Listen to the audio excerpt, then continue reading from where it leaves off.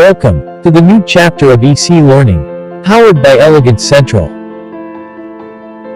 Please subscribe our channel, like, share, comment, and also enable the bell button to get the recent notifications.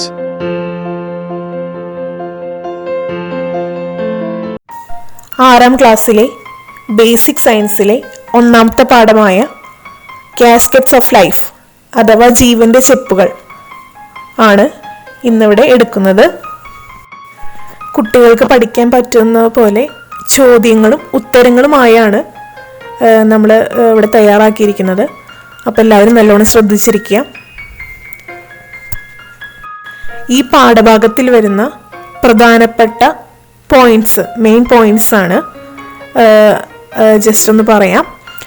Micro organisms, tiny units of the body, different types of cell, inside the cell and plant body.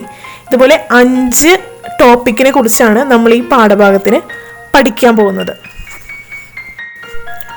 അതിൽ ഇന്ന് നമ്മൾ ക്ലാസ്സിൽ discuss ചെയ്യുന്നത് 2 ടോപ്പിക്കാണ്. Micro ഓർഗാനിസംസും പിന്നെ tiny units of the body. ഈ 2 ടോപ്പിക്കിനെ കുറിച്ചാണ് നമ്മൾ ഇന്ന് ഡിസ്കസ് ചെയ്യുന്നത്. കാസ്കറ്റ്സ് ഓഫ് ലൈഫ് അല്ലേ, ജീവന്റെ ചിപ്പുകൾ.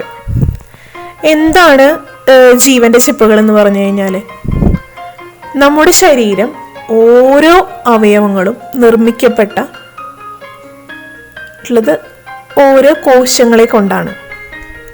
അതായത് ശരീരത്തിൻ്റെ ഇഷ്ടിക എന്ന് വിളിക്കപ്പെടുന്ന കോശങ്ങളെ കൊണ്ടാണ്. ഇതിനെയാണ് ജീവന്റെ ചിപ്പുകൾ അഥവാ കാസ്കറ്റ്സ് ഓഫ് ലൈഫ് എന്ന് പറയുന്നത്. നമ്മുടെ ശരീരത്തിൽ കുറേ പ്രവർത്തനങ്ങളൊക്കെ നടക്കുന്നുണ്ട്. നമ്മുടെ കണ്ണുകൾ കൊണ്ട് കാണാൻ പോലും പറ്റാത്ത ഓരോ കോശങ്ങളിലും ഓരോ പ്രവർത്തനങ്ങൾ നടക്കുന്നുണ്ട്. അതുകൊണ്ടാണ് കോശങ്ങളെ ജീവന്റെ ചെപ്പുകൾ എന്ന് പറയുന്നത്, സെൽസിനെ കാസ്കറ്റ്സ് ഓഫ് ലൈഫ് എന്ന് പറയുന്നത്. അതായത് ജീവന്റെ ചെപ്പുകൾ, അതിൽ ഓരോ സെല്ലിലും ഓരോ പ്രവർത്തനങ്ങൾ, ജീവൽ പ്രവർത്തനങ്ങളൊക്കെ നടക്കുന്നുണ്ട്. അതുകൊണ്ടാണ് സെൽസിനെ കാസ്കറ്റ്സ് ഓഫ് ലൈഫ് അഥവാ ജീവന്റെ ചെപ്പുകൾ എന്ന് വിളിക്കുന്നത്. ഇനി നമുക്ക് ഇതിനെക്കുറിച്ച് പാഠഭാഗത്തിലേക്ക് കടക്കാം. ചോദ്യങ്ങളും ഉത്തരങ്ങളുമായാണ് കൊടുത്തിരിക്കുന്നതെന്ന് പറഞ്ഞല്ലോ. അപ്പം എല്ലാവരും നോട്ട് പുസ്തകത്തിൽ ഓരോ ക്വസ്റ്റ്യനും തരുന്ന നോട്ടുകളൊക്കെ കറക്റ്റായിട്ട് എഴുതി പോകണം. അപ്പോൾ നമുക്ക് സുഖമായിട്ട് ക്ലാസ് എടുക്കാൻ പറ്റും. ഫസ്റ്റത്തെ question, arrange the names of the following animals in the order of their size. Largest would come first. അതായത് കുറച്ച് അനിമൽസിൻ്റെ പേര് തന്നിട്ടുണ്ട്, ചിത്രങ്ങൾ തന്നിട്ടുണ്ട്. ഇതിനെ വലുതിൽ നിന്ന് ചെറുതിലേക്കൊന്ന് അറേഞ്ച് ചെയ്യുക. അതിൻ്റെ ഓർഡർ അനുസരിച്ച് ഒന്ന് അറേഞ്ച് ചെയ്തിട്ട് ഒന്ന് വയ്ക്കാം. അതാണ് ചോദ്യം. അതിൽ ലാർജസ്റ്റ് വുഡ് കം ഫസ്റ്റ്. അത് ഏറ്റവും വലുത് ആദ്യം വയ്ക്കുക, ഏറ്റവും ചെറുത് അവസാനം വയ്ക്കുക. അപ്പം അങ്ങനെ ഒന്ന് അറേഞ്ച് ചെയ്തിട്ട് ചെയ്യാനുള്ള ക്വസ്റ്റ്യൻ ആണ്. അപ്പോൾ നമുക്ക് നോക്കാം. ഒരു ട്രയാങ്കിൾ തിരിച്ചിട്ട രീതിയിലാണ് അറേഞ്ച് ചെയ്തിരിക്കുന്നത്. അപ്പോൾ നിങ്ങളൊന്ന് ആൻസർ നോക്കുക.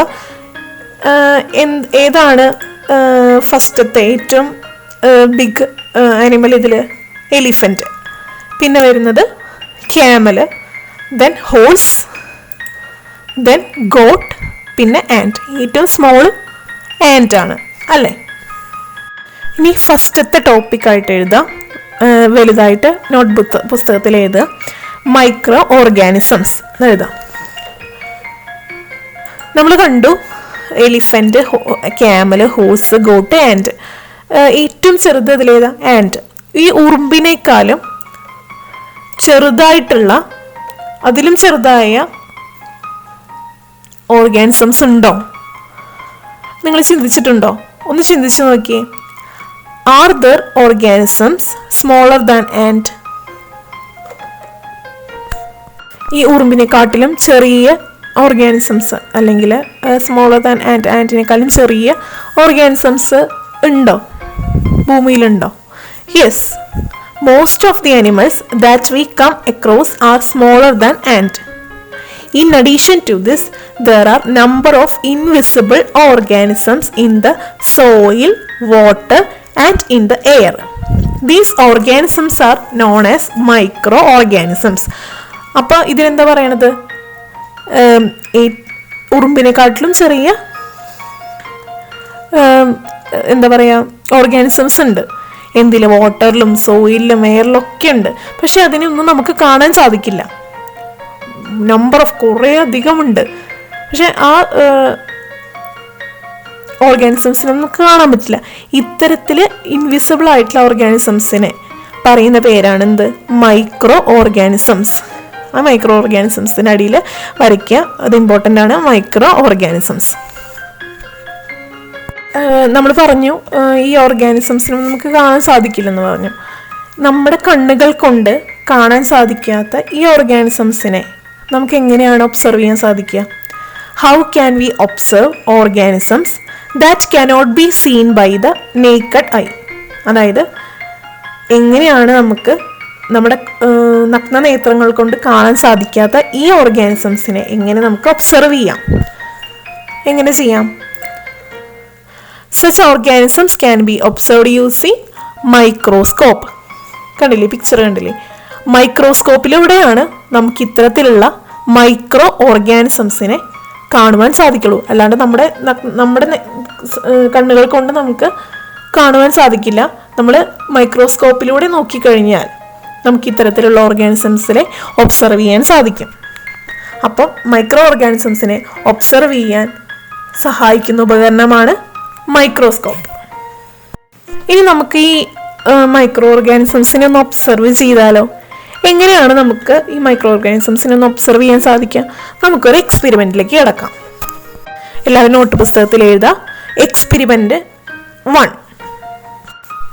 ഈ എക്സ്പെരിമെൻറ്റിന് വേണ്ട സാധനങ്ങളാണ് മെറ്റീരിയൽസ് റിക്വയർഡ് എന്ന് പറഞ്ഞിട്ട് എഴുതുന്നിട്ട് glass slide and a cover slide, water, hay and microscope. Glass slide വേണം, അതിന് കവർ ചെയ്യാനൊരു സ്ലൈഡ് വേണം, പിന്നെ വാട്ടർ വേണം, പിന്നെ വൈക്കോല് വേണം, പിന്നെ മൈക്രോസ്കോപ്പ് വേണം. ഇതാണ് നമുക്ക് മൈക്രോ ഓർഗാനിസത്തിനെ ഒബ്സർവ് ചെയ്യാൻ വേണ്ടിയിട്ട് പരീക്ഷണം ചെയ്യാൻ വേണ്ടിയിട്ട് വേണ്ട സാധനങ്ങൾ. ഓക്കെ, ഇനി പ്രൊസീജിയറാണ്, എങ്ങനെയാണ് ചെയ്യേണ്ട വിധം. ഫസ്റ്റത്തെ step 1, soak the hey in water for at least 1 or 2 days. അതായത് ഈ വൈക്കോലുണ്ടല്ലോ, ഹേ, അത് വാട്ടറിൽ സോക്ക് ചെയ്ത് വെക്കുക, കുതിർത്ത് വെക്കുക. ഒരു 2-3 ദിവസം സോക്ക് ചെയ്ത് വെക്കുക. എന്നിട്ട് second step, take A drop of hay soaked water on A glass slide. അതായത് ഒരു ഡ്രോപ്പ് ഫില്ലർ എങ്ങനെ ഉപയോഗിച്ചിട്ട് ഒരു ഡ്രോപ്പ് ഈ ഹേ സോക്ക് ചെയ്തിട്ടുള്ള വാട്ടർ ഗ്ലാസ് സ്ലൈഡിലേക്ക് ഒരു ഡ്രോപ്പ് ഒഴിക്കുക.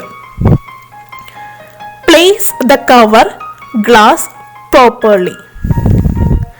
അതായത് അതിൻ്റെ മുകളിൽ നമ്മളൊരു കവർ ഗ്ലാസ് നമ്മൾ കണ്ടില്ലേ, ആ കവർ ഗ്ലാസ് പതുക്കെ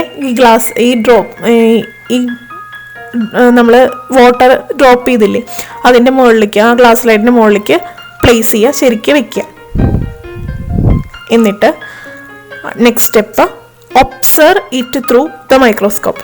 എന്നിട്ട് മൈക്രോസ്കോപ്പിലൂടെ നമ്മൾ ഒബ്സർവ് ചെയ്യാം. അപ്പോൾ എന്തൊക്കെയാണ് പ്രൊസീജിയർ? ആദ്യം നമ്മൾ വൈക്കോല് വെള്ളത്തിൽ 2-3 ദിവസം കുതിർത്ത് വെക്കുക. എന്നിട്ട് ആ വൈക്കോല് കുതിർത്ത് വെച്ച വാട്ടറിൽ നിന്ന് ഒരു ഡ്രോപ്പ് വാട്ടർ എടുത്തിട്ട് ഗ്ലാസ് സ്ലൈഡിൽ ഡ്രോപ്പ് ചെയ്യുക. എന്നിട്ട് അതിൻ്റെ മുകളിൽ ഒരു ഗ്ലാസ് സ്ലൈഡ് വെച്ചിട്ട് നന്നായിട്ട് ഒന്ന് കവർ ചെയ്യുക.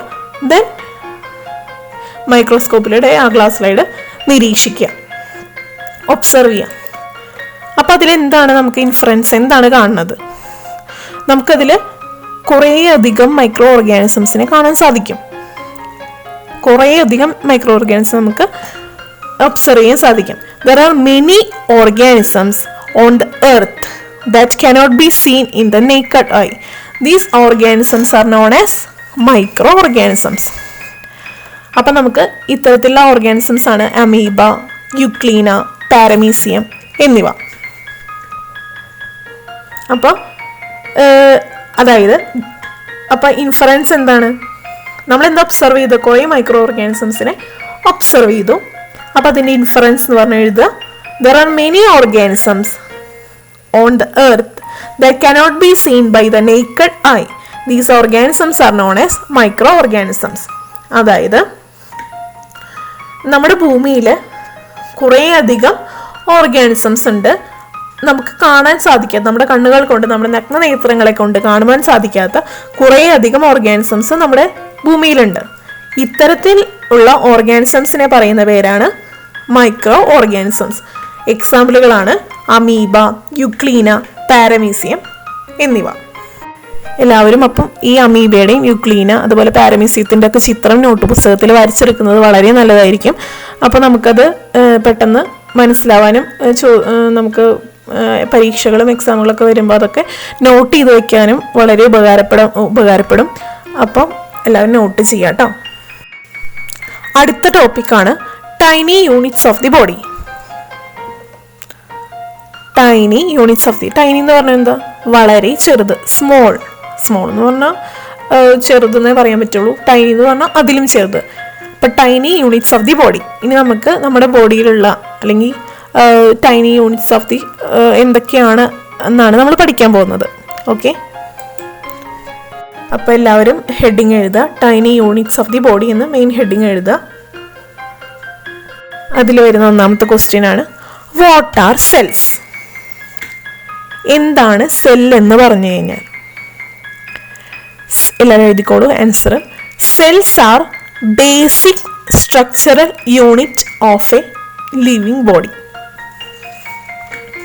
Cells are basic structural unit of a living body.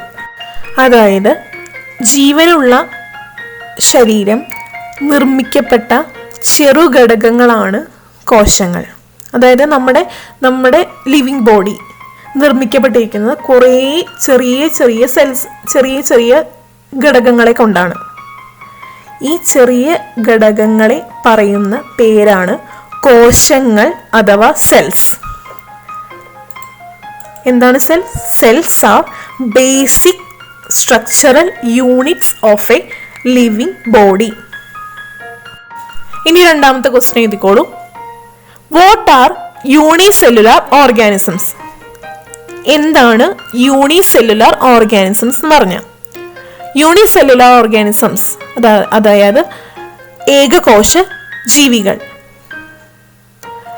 Organisms having only one cell in the body are called unicellular organisms.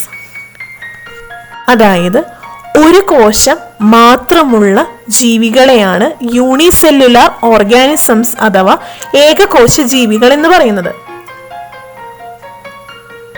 What are unicellular organisms? Organisms having only one cell in the body are called unicellular organisms.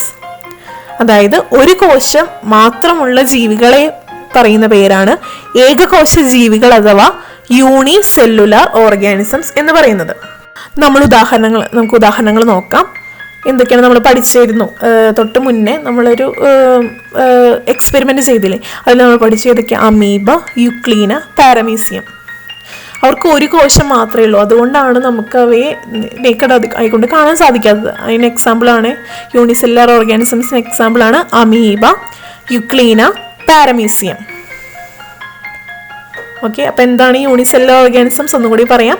Organisms having only one cell in the body are called unicellular organisms. ഇനി next question എഴുതുക. What are multi cellular organisms? ബഹുകോശ ജീവികൾ എന്നാൽ എന്താണ് ബഹുകോശ ജീവികൾ?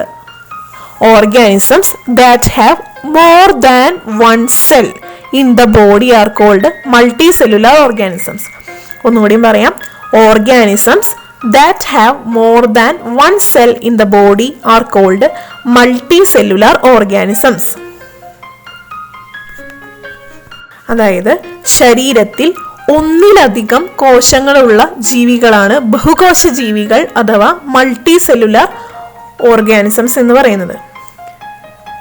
എന്താണ്? ശരീരത്തിൽ ഒന്നിലധികം കോശങ്ങളുള്ള ജീവികളാണ് ബഹുകോശ ജീവികൾ അഥവാ മൾട്ടി സെല്ലുലാർ ഓർഗാനിസംസ്? അപ്പോൾ എല്ലാവരും നോട്ടിൽ എഴുതിക്കോളൂ.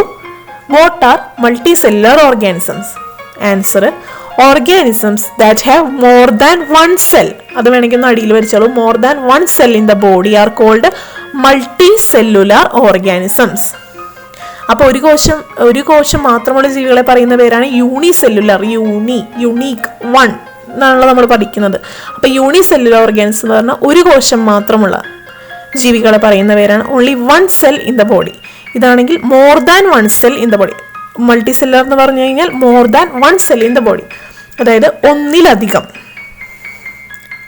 ഒന്നിലധികം കോശങ്ങൾ അഥവാ സെല്ലുകളുള്ള ഓർഗാനിസംസിന് പറയുന്ന പേരാണ് മൾട്ടി സെല്ലുലാർ ഓർഗാനിസംസ് എന്ന് പറയുന്നത്. ഈ മൾട്ടി സെല്ലുലാർ ഓർഗാനിസംസിന് എക്സാമ്പിളുകളാണ് ഈ മൃഗങ്ങളും സസ്യങ്ങളും എല്ലാം മൾട്ടി സെല്ലുലാർ ഓർഗാനിസംസ് ആണ്. ചെറിയ ഉദാഹരണങ്ങൾ മാത്രം നമ്മളിവിടെ കൊടുത്തിരിക്കുന്നു. കോക്കനട്ട് ട്രീ, കാറ്റ്, മാൻ എന്നിവ. അതായത് നമുക്ക് എഴുതുമ്പോൾ എഴുതാം all animals and birds are multi cellular organisms. Multi cellular ഓർഗാനിസംസിന് എക്സാമ്പിളാണ് എല്ലാ സസ്യ ജന്തുജാലങ്ങളും എന്താണ് മൾട്ടി സെല്ലുലാർ ഓർഗാനിസംസിന് എക്സാമ്പിളുകളാണ്. ഇനി ഞാൻ ചോദിക്കട്ടെ, the body of unicellular organism is too small to be seen. Why is the body of an ant bigger than that of unicellular organism? നമ്മുടെ unicellular organism അഥവാ ഏകകോശ ജീവികൾ അവയുടെ ശരീരം കാണാൻ കഴിയാത്ത വിധം ചെറുതാണ് അല്ലേ? പക്ഷേ ഉറുമ്പിൻ്റെ ശരീരം കുറെ കൂടി വലുതാണ്. എന്തായിരിക്കാം ഇതിന് കാരണം? ഞാൻ ഒന്നുകൂടി ക്വസ്റ്റ്യൻ വായിക്കാം. The body of unicellular organism is too small to be seen. Why is the body of an and bigger than that of unicellular organism? ഈ ഏകകോശ ജീവികളുടെ ശരീരം കാണാൻ കഴിയാത്ത വിധം ചെറുതാണ്, പക്ഷെ ഉറുമ്പിന്റെ ശരീരം കുറച്ചും കൂടി വലുതാണ്. എന്തായിരിക്കാം ഇതിന് കാരണം? എന്തായിരിക്കും കാരണം? ചിന്തിച്ചിട്ടുണ്ടോ? നമുക്ക് നോക്കാം. Cells are too small to be seen by the naked eye. So we cannot see the unicellular organisms. There are thousands of cells in the body of an ant. So we can see an ant. അതായത് നമ്മുടെ നഗ്നനേത്രങ്ങളെ കൊണ്ട് കാണാൻ കഴിയാത്ത അത്രയും ചെറുതാണ് cell എന്ന് പറയുന്നത് അല്ലേ?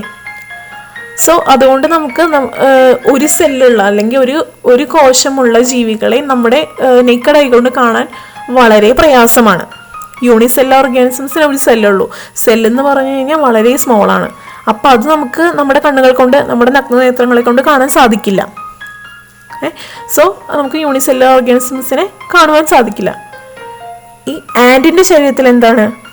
ഈ ഉറുമ്പിൻ്റെ ശരീരത്തിൽ thousands of cells ഉണ്ട്.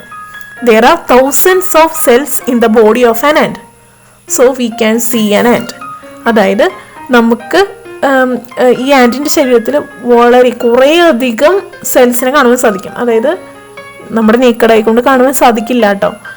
അത് ആൻറ്റ് എന്ന് പറഞ്ഞു കഴിഞ്ഞാൽ അത്ര അധികം കുറേ സെല്ലുകൾ ഉള്ളൊരു ബോഡിയാണ് ആൻറ്റിൻ്റെ ശരീരം. അപ്പോൾ അതുകൊണ്ടാണ് നമുക്ക് ആൻറ്റിനെ കാണുവാൻ സാധിക്കുന്നത്.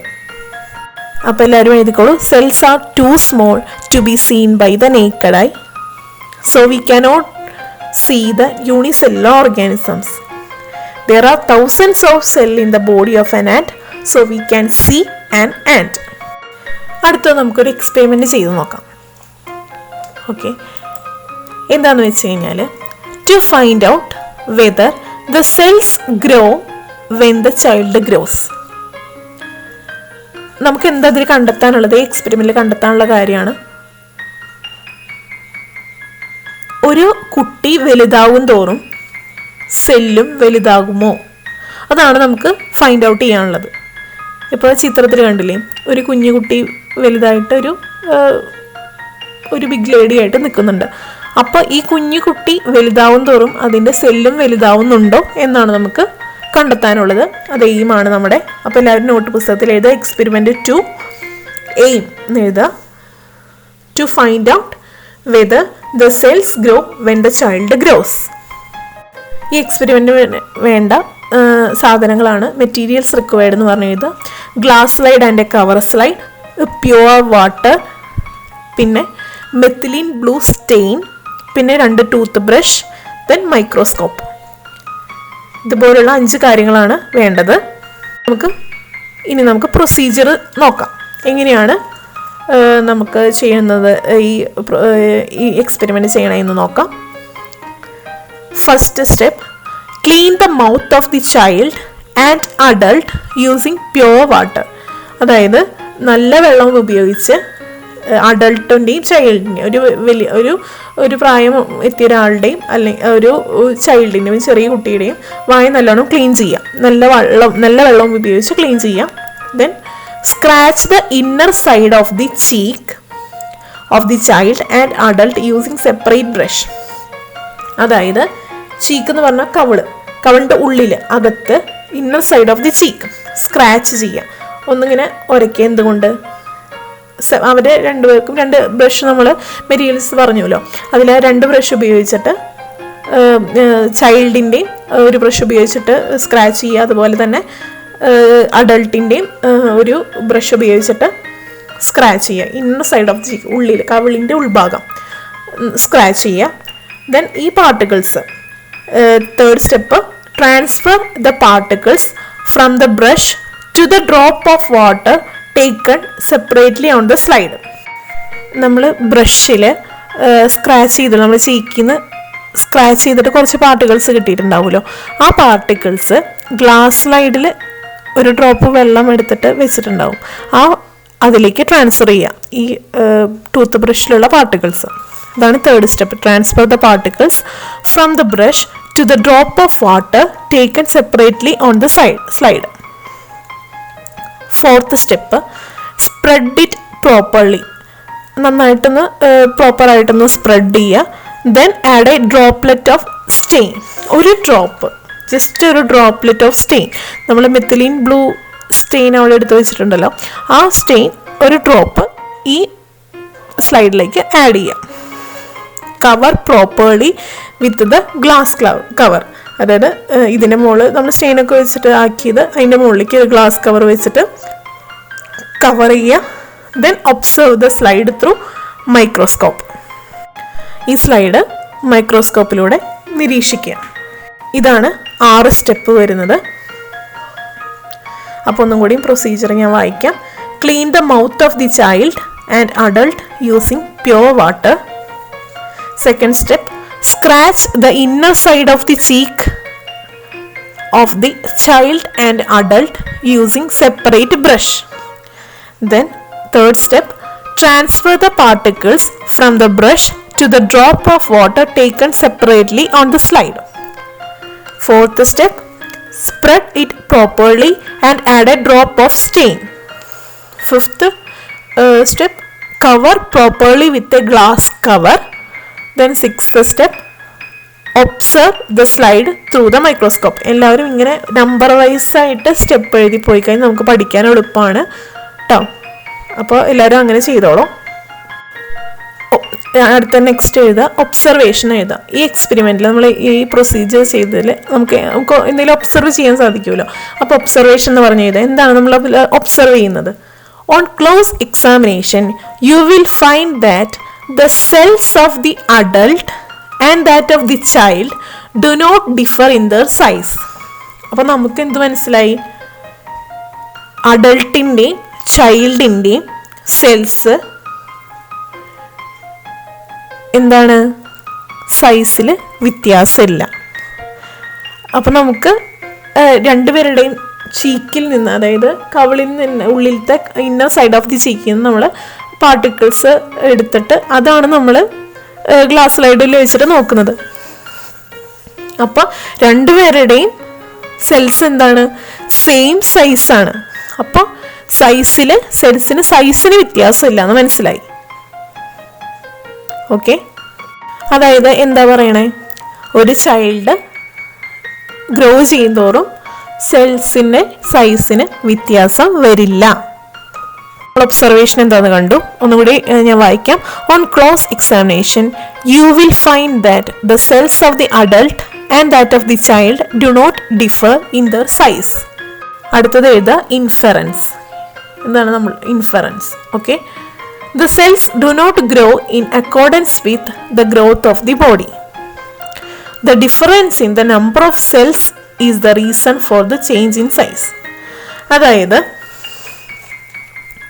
ഒരു ഹ്യൂമൻ ബോഡിയുടെ ഗ്രോത്തിനനുസരിച്ച് സെൽസ് ഗ്രോ ചെയ്യില്ല എന്ന് മനസ്സിലായി. അപ്പോൾ സെൽസിൻ്റെ നമ്പർ കൂടുന്നതിനനുസരിച്ച് ആണ് അതിലുള്ള വ്യത്യാസങ്ങൾ. അതായത് difference in the number of cells is the reason for the change in size. അതായത് നമ്മുടെ സെല്ല് ഒരിക്കലും വലുതാവല്ല ചെയ്യണേ, നമ്പർ ഓഫ് സെല്ലുകളുടെ എണ്ണം കൂടുകയാണ് ചെയ്യണത്. നമ്മുടെ ബോഡിയുടെ ഗ്രോത്ത് നടക്കും തോറും നമ്മുടെ സെല്ല് വളരെയല്ല ചെയ്യുക, നമ്മുടെ സെല്ലിൻ്റെ നമ്പർ കൂടുകയാണ് ചെയ്യുക. കൂടുതൽ നമ്പർ ഓഫ് സെൽസ് ഉണ്ടാവുകയാണ് ചെയ്യുന്നത്. ഇനി ഞാനൊന്ന് ചോദിക്കട്ടെ, how does the body grow without bringing about any change in the size of the cell? How does the body grow without bringing about any change in the size of the cells? ഒരു നല്ല ചോദ്യമാണ്. നിങ്ങൾ മനസ്സിലായോ? അതായത് കോശങ്ങളുടെ വലുപ്പം വ്യത്യാസപ്പെടാതെ എങ്ങനെയാണ് ശരീരം വലുതാവുന്നത്? ഒന്ന് ചിന്തിച്ചു നോക്കിയേ. കോശങ്ങൾ ഇപ്പം നമ്മൾ കഴിഞ്ഞ എക്സ്പെരിമെന്റിൽ കണ്ടു, കോശങ്ങളുടെ വലിപ്പത്തിൽ വ്യത്യാസം വരുന്നില്ല. പക്ഷെ എങ്ങനെയാണ് ശരീരം വലുതാവണത്? അതിൽ തന്നെ നമ്മൾ എക്സ്പെരിമെന്റ് തൊട്ട് തന്നെ നമ്മൾ ആൻസർ കണ്ടിരുന്നു. അതായത് when the cells attain maturity they divide repeatedly causing the increase in number. This process continues and thus growth takes place. അതായത് സെല്ല് ഒരു മെച്യൂരിറ്റി ലെവലിൽ അറ്റൈൻ ചെയ്യും. അതായത് സെല്ലൊരു മെച്യൂരിറ്റി അറ്റൈൻ ചെയ്ത് കഴിഞ്ഞു കഴിഞ്ഞാൽ സെല്ലുകൾ എന്താ ചെയ്യുക? ഡിവൈഡ് ചെയ്യും. അതായത് ഒരു സെൽ ഡിവൈഡ് ചെയ്യും, പിന്നെ ആ സെല്ലുകൾ ഇത് ഡിവൈഡ് ചെയ്യും. അങ്ങനെ ഡിവൈഡ് ചെയ്ത് നമ്പർ അങ്ങോട്ട് ഇൻക്രീസ് ആവും, സെൽസിൻ്റെ നമ്പർ അങ്ങോട്ട് ഇൻക്രീസ് ആവും. ഈ പ്രോസസ്സ് കണ്ടിന്യൂസ് ആണ്, എപ്പോഴും നടക്കുന്ന ഒരു പ്രോസസ്സാണ്. And thus growth takes place. അങ്ങനെയാണ് ഗ്രോത്ത് ഉണ്ടാവണത്. മനസ്സിലായോ? എന്തായിരുന്നു നമ്മുടെ ചോദ്യം? കോശങ്ങളുടെ വലിപ്പം വ്യത്യാസപ്പെടാണ്ട് എങ്ങനെയാണ് ശരീരം വലുതാവുന്നത്? എങ്ങനെയാണ്? when the cells attain maturity they divide repeatedly causing the increase in number. This process continues and thus growth takes place. Okay, അതായത് സെല്ലൊരു മെച്യൂരിറ്റി അറ്റൈൻ ചെയ്ത് കഴിഞ്ഞാൽ അത് റിപ്പീറ്റായിട്ട് ഡിവൈഡ് ചെയ്തുകൊണ്ടിരിക്കും. വളരെയധികം നല്ലോണം കണ്ടിന്യൂസ് പ്രോസസ്സാണിത്. അപ്പോൾ എപ്പോഴും അതിങ്ങനെ ഡിവൈഡ് ചെയ്ത് നമ്പർ അങ്ങോട്ട് ഇൻക്രീസ് ചെയ്യും, വലിയ നമ്പർ ആയിരിക്കും. ആ ഇൻക്രീസ് ചെയ്യുന്നതാണ് നമ്മുടെ ഗ്രോത്ത്. മനസ്സിലായോ? അപ്പോൾ ഇതും നിങ്ങൾ നോട്ട് പുസ്തകത്തിൽ കുറിച്ച് വെക്കണം. നോട്ട് പുസ്തകത്തിൽ എല്ലാതും ഇപ്പം ഞാനത് നോട്ട്സായിട്ട് തരാം. അപ്പോൾ ഇതെന്തായാലും നോട്ട് പുസ്തകത്തിൽ കുറിച്ച് വെക്കണം കേട്ടോ. അപ്പോൾ നമ്മൾ ഇന്ന് പഠിച്ച പ്രധാനപ്പെട്ട പോയിന്റുകളാണ് ഇനി പറയാൻ പോകുന്നത്. There are many organisms on the earth that cannot be seen by the naked eye. These organisms are known as microorganisms. അതായത് നമ്മുടെ നഗ്നനേത്രങ്ങളെ കൊണ്ട് കാണാൻ സാധിക്കാത്ത കുറേയധികം ഓർഗാനിസംസ് നമ്മുടെ ഭൂമിയിലുണ്ട്. ഇത്തരത്തിലുള്ള ഓർഗാനിസംസിനെ പറയുന്ന പേരാണ് micro organisms. Next, micro organisms can be observed using microscope. മൈക്രോസ്കോപ്പിലൂടെയാണ് നമ്മൾ മൈക്രോ ഓർഗാനിസംസിനെ ഒബ്സർവ് ചെയ്യുക. Then third one, cells are basic structural unit of a living body. ഒരു മനുഷ്യ ശരീരത്തിലെ അല്ലെങ്കിൽ ലിവിങ് ബോഡിയിലെ ബേസിക് സ്ട്രക്ചറൽ യൂണിറ്റാണ് സെൽസ് എന്ന് പറയുന്നത്. Then organisms having only one cell in the body are called unicellular organisms. Then organisms that have more than one cell in the body are called multicellular organisms. Cells are too small to be seen by the naked eye, so we cannot be seen the unicellular organisms. Cells വളരെ small ആണ്, അതുകൊണ്ടാണ് നമുക്ക് unicellular ഓർഗാനിസംസിനെ കാണുവാൻ സാധിക്കാത്തത്. The cells do not grow in accordance with the growth of the body. നമ്മുടെ ശരീരം വലുതാവുന്നതോറും ഒരിക്കലും സെല്ല് വലുതാവുന്നില്ല. When cells attain maturity, they divide repeatedly, causing the increase in number. This process continues and thus growth takes place. അതായത് cell ഒരു maturity attain ചെയ്ത് കഴിഞ്ഞാൽ അത് കണ്ടിന്യൂസ് ആയിട്ട് ഡിവൈഡ് ചെയ്തുകൊണ്ടിരിക്കും. അങ്ങനെ സെല്ലിൻ്റെ നമ്പർ ഇൻക്രീസ് ചെയ്യും. ഇതാണ് നമ്മുടെ ഗ്രോത്ത് ടേക്സ് പ്ലേസ് ചെയ്യാനുള്ള കാരണം, നടക്കാനുള്ള കാരണം. ഓക്കെ, ഇനി നിങ്ങൾക്ക് നോട്ട്സ് വേണമെങ്കിൽ ഡിസ്ക്രിപ്ഷൻ ബോക്സിൽ ഒരു ലിങ്ക് ഞാൻ കൊടുത്തിട്ടുണ്ട്. ആ ലിങ്കിൽ ക്ലിക്ക് ചെയ്ത് കഴിഞ്ഞാൽ നിങ്ങൾക്ക് നോട്ട്സ് ലഭിക്കും. ഇതുവരെയുള്ള നോട്ട്സ് നിങ്ങൾക്ക് അതിൽ ആ ലിങ്കിൽ ക്ലിക്ക് ചെയ്താൽ ലഭിക്കും. അപ്പോൾ എല്ലാവരും അതിൽ നോട്ട്സ് എല്ലാവരും എഴുതിയെടുക്കണം. Okay, thank you. Please subscribe our channel, like, share, comment, and also enable the bell button to get the recent notifications.